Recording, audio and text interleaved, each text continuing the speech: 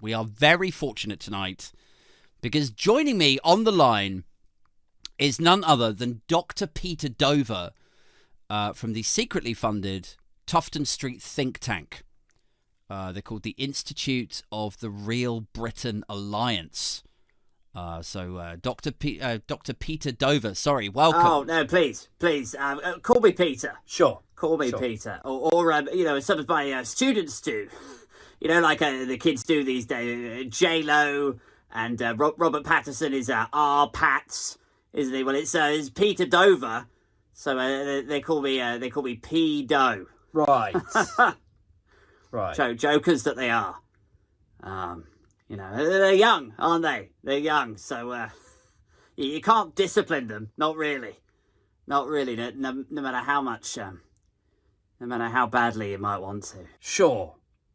I wanted to ask you tonight, Peter, as we've got many viewers in the live chat, many listeners on Spotify and Apple. A lot of your paid-for, prepped, payrolled, quote-unquote, journalists have spent hundreds of hours on every BBC panel suggesting that if Labour get in, businesses will leave London, that the net zero thing is going to bankrupt Britain, that basically anything to the left of Hermann Goering is going to make baby Jesus cry.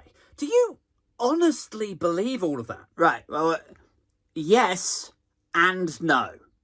Okay, yes, because that definitely will all happen. Right. No, I don't feel that way. I don't feel anything ever.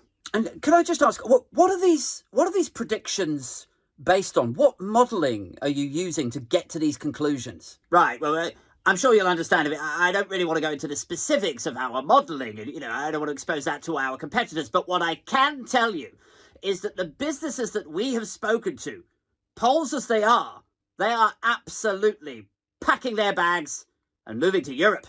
Right. You don't think it's possible that they might have already been packing their bags for Europe because you got Brexit done and now running a business or corporation here is a fucking nightmare? No.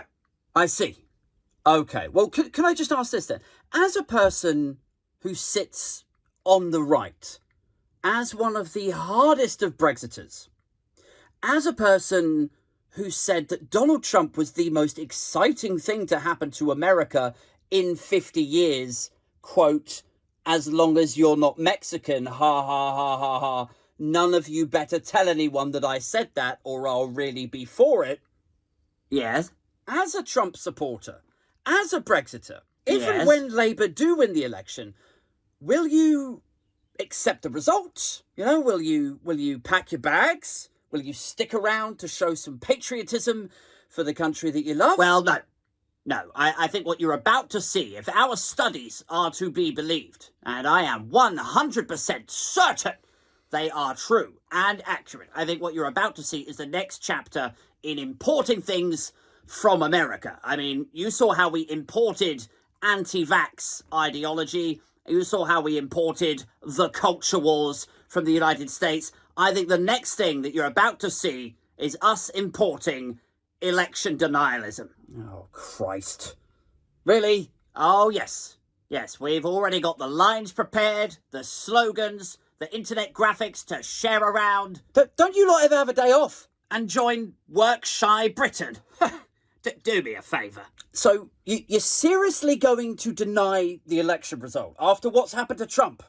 After all that talk in 2016 of you lost, get over it. Yeah, don't get it twisted, old boy. We absolutely can adopt a stance of you lost, get over it in 2016, and then only 8 years later go into complete election denialism. Well, it's a bit hypocritical. No, it's not. Yes, it is. No, it's not. Yes, it is. You can't say you lost, get over it in 2016, and then say, oh yeah, we're all about election denialism now. Don't tell me what I can and cannot say. Oh my God. Freedom of speech is sacred. All right, pedo. I think we better leave it there. Thanks for joining us. Oh, go fuck yourself.